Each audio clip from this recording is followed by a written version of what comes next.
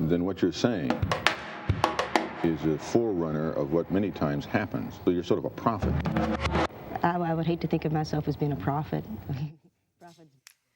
That was a clip from Going to Mars, the Nikki Giovanni project. It's one of the films premiering at the Sundance Film Festival this weekend. The event is being held in person for the first time since the pandemic began in 2020. The weekend is stacked with conversations involving actors and directors. The festival will also include 110 feature-length films. John Nine joins us now. He's a senior programmer and director of strategic initiatives at the Sundance Film Festival.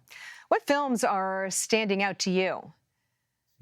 Well, we just got through our first day. The festival opened yesterday, and we had the first day is always kind of a way of setting the tone for the festival. We had 11 films premiere yesterday, and that's a way of looking at some of the patterns and themes that we're going to see in the festival this year. I think it was kind of actually a great evening. We had a film called The Pod Generation, which premiered yesterday. It's a film that stars Emilia Clarke and Chiwetel Ejiofor.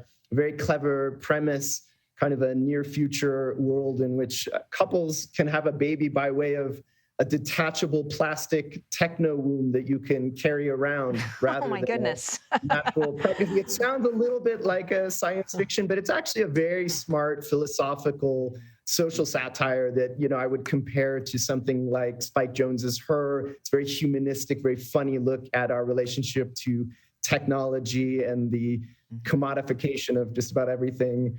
So, you know, it's an example, I think, of filmmakers who are really stretching form, who are using science fiction or romantic comedy or genre films. Last year, we had a lot of Black filmmakers. Let me just jump in here. Hold on. We just got a lot of information there. Let me just jump in here. So I was taken by something you said earlier. You said there's sort of themes that are emerging. So what are those themes, and what can you tell us about them? Sure.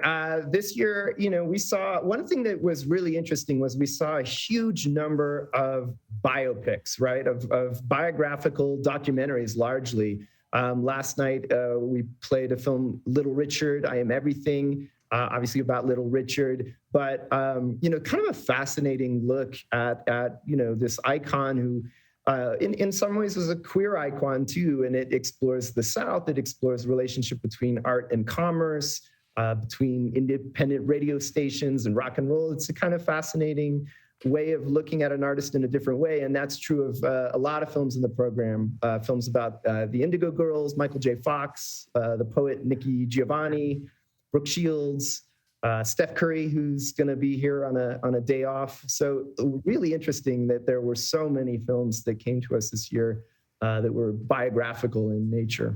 It's very interesting. So how is streaming changing the competition?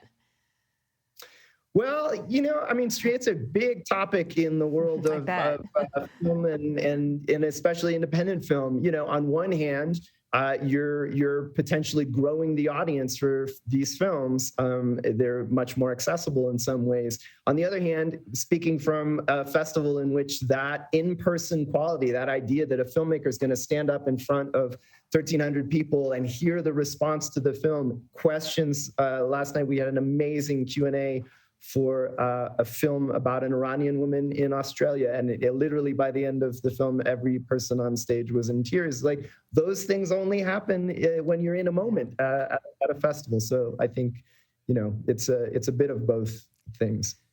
John Nine, thank you, and good luck with the festival this weekend. Thank you so much. You're welcome.